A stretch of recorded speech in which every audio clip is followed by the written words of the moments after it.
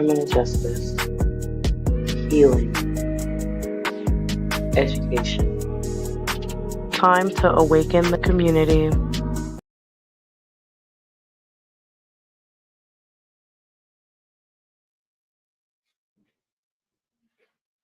Good morning, afternoon, evening, wherever and whenever you're currently watching and or listening. You guys should know me by now, but if you guys don't, my name is Holly Sisa, and I'm the lovely founder slash host of this podcast, Morning Mimosas, where we value justice, healing, and education for the Black and minority communities. You ask why? Hello, I'm a Black and minority woman. Hello. But guys, before we get started, I just wanted to shout out the two creators of who I'm wearing today. This hat was created by Love Shats Creations. So I want to give a big shout out to her real quick. And of course, you guys have seen this before. This is from Ganell's Crafts and Harley Hendricks. So just want to shout out those two ladies real quick before I get this episode started. And before we get this episode started, let's give our guest a proper morning mimosas welcome, because why should we not do it any other way, right? So let's welcome our special guest for today with a morning mimosas welcome.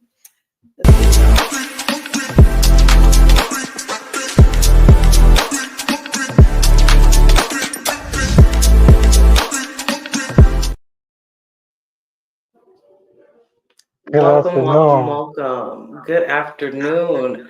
Guys, I am so happy to have Mike Dickerson on Morning Mimosas today. Guys, this man is multifaceted and he has been through some things. And today he's going to be sharing his changed perspective with all of us today. Yeah. Welcome to Morning Mimosas. How are you doing today? I'm blessed and highly favored, blessed to be here. Absolutely. So glad to have you on our platform today. Now, Mike, please tell the viewers a little bit about yourself, and then we'll get into the meat and potatoes of it all. So basically, my name is Michael Dickerson. Everybody know me as Mike the Model from Staten Island, New York. Um, I'm out here modeling, cooking, chefing, acting, TV shows, movies. I'm from New York City, but I'm out here in Atlanta just doing what I do best and just grind hard and keeping God first. Absolutely. We absolutely love it, guys. So I'm going to go ahead and share this brother's resume really quick because I'm just so impressed by a lot of things that he's done. But we'll get into everything. I just wanted to share his resume with y'all. But you guys, he has been in The Divorce and the Black, and as you guys know, that is a Tyler Perry film, and he was the banker that we all saw, guys. So that was him. Super duper impressive. And then he's also been on BMF, which is another very popular show. And I just want to say, I'm just so proud of you. I'm just like, oh my goodness, you are doing the damn thing, my brother. But Thank before you. we get deeper, you're very welcome. Before we get deeper into that, I just want to hear your beginning story. Like I explained to the Morning Mimosa viewers when I was promoting the episode, we were talking about your past life when you were younger and involved in gangs. Can you talk about your beginning and how you got into that? So basically, I was 8 years old. But my brothers affiliated, my mom's, my uncle. So it's like when that's in your household, you think that's the way to grow up. So I wanted to be like my brother, and I just followed his footsteps. Even though he didn't want me to go that way, I just by the time he found out, it was too late, and I was too deep in. So I just followed his footsteps, and from 8 years old to 13, I really didn't get active till I was 13. But once I turned 13, it was just like, ain't no turning back now. You too deep in. So even though my brother tried to, try to save me, what you want to call it, it was too late. So yeah, that was my beginnings. Yeah, that was my beginnings of a lifestyle that turned my whole life around. My goodness. And just from a little bit from what I know, you're from Staten Island, New York. He's from New York. So I just Yes. want to, I just want to know how were, because you obviously got into that lifestyle. How were the streets of Staten Island? How was it? Like, how was the demographic? Like, how was like the economics back in the day? It was bad. Like, growing up in the projects. Like moms, she working jobs, but the people outside my building have more influence on me than my mom's. So even though my mom's try her best, all my friends are banging, brothers banging, uncles banging. So either they banging or they hustling. So it's like, what you go do? Go to school, stay in the house, or you gonna be outside with your brothers, with your friends, your family. So it was just like it wasn't a lot of opportunities in my neighborhood. So, you know, growing up seeing my mother struggle, I'm just like, nah, this ain't it. So I said, you know what? Just start following my brother's footsteps. And it was hard growing up. Either you were even hustling, you gang banging, or you just in the house and not coming outside. So that's the only options you had growing up in New York City in that type of neighborhood and like low income environments. Yeah, I definitely understand that. You have to do what you have to do to survive, right? Either either you fall victim or you play the role, right? Yes. Okay. So when you were in this gangbang lifestyle, did you know that you were going to be in it for a long time? Like, how were you feeling during that time frame? Like, damn, like I'm gonna do this for a long time, or are you just like, oh, I'm just gonna do this until I figure out what's better for me? What was your perspective at that So time? basically, so basically, from my perspective, like I said, I was 8 years old, and then I really got active when I was 13. But like I said, my brother tried to push me to a different lifestyle, but I was so deep into following his footsteps, wasn't no getting out. It's too late. Like, because once you get known as a certain thing, whether you're a blood, you're a crip, once you get known as that, ain't no like, no, oh, he's from over there, or he represent over this.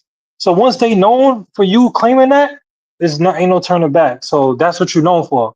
So that, like I said, like it got so deep that my brother couldn't save me. It was just like, nah. So he was just like, hey, if you're gonna do this, I'm gonna teach you to do it all the way. Cause ain't no, you can't joke around with this. You could lose your life, you go to jail. So if you're gonna do this, I'm gonna teach you how to do it, and you're gonna do it smart.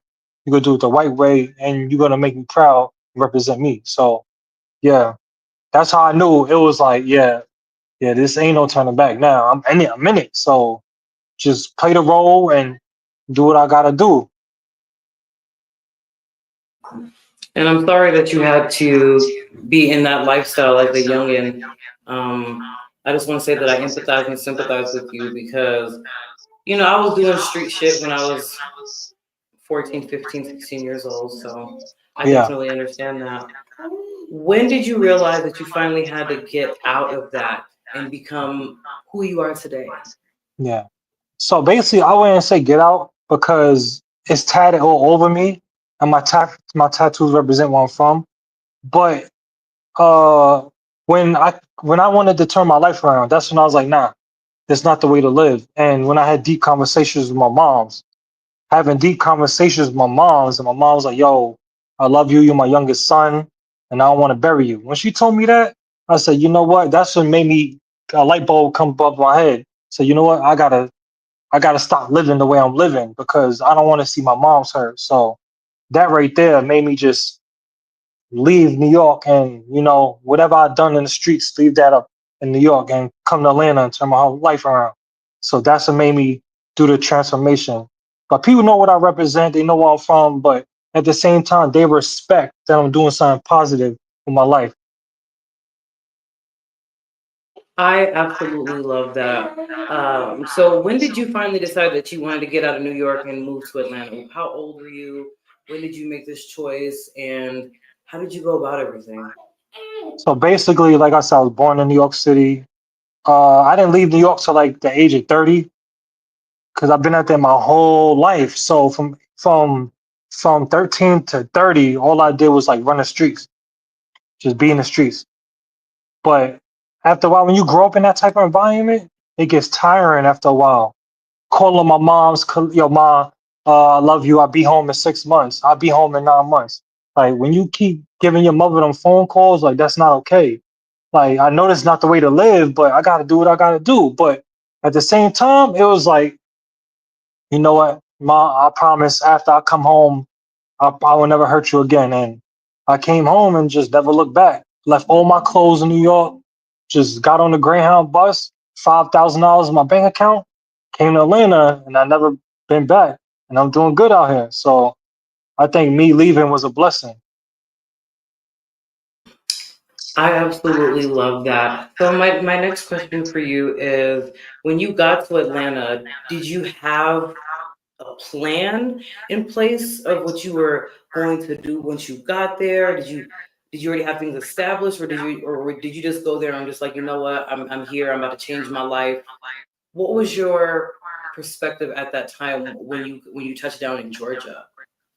So when I got out here, I ain't know nobody. I ain't know nobody. But when I came out here, like I said, I had 5 grand on me. I went to extended stay. I said, I need to do something that I wasn't doing in New York. So that my whole goal was to come out here and turn my life around. So do not do the same things I was doing back home. That was my whole goal. That's what got me into acting and the modeling because I was already modeling in New York. But when I came to Atlanta, I I considered myself a model and an actor, not a gang member or a hustler or a street dude. No, I came in here as a new identity, as a new person. Because once I attract the people that I got away from, I'm just gonna end up right back in the same circumstances. So that's why I came here with a new identity, and I'm willing to tell my story to the youth, let them know that I've been through that and I'm still here. You don't want to go through that. So that was my whole mindset to come out here, meet people that can help me grow and what I'm trying to do. I absolutely love that. Speaking of speaking to the youth, I actually do want you to talk to them for a few minutes about your story. What is one takeaway that you would want the youth to know so they don't go down the same path that you initially did, but go down the path that you're currently going on now? So basically, like when you young, you really don't say no. So if I had a chance to tell a youth, I'd just tell them that like you're gonna waste a lot of years in the streets thinking like this the way to go is really not. Like it's not. Like I spent so much time in the streets. I could have been getting a I graduated high school, but I could have had a trade or invested in a business, got an LLC. Things that I'm learning now, I should have learned 20 years ago.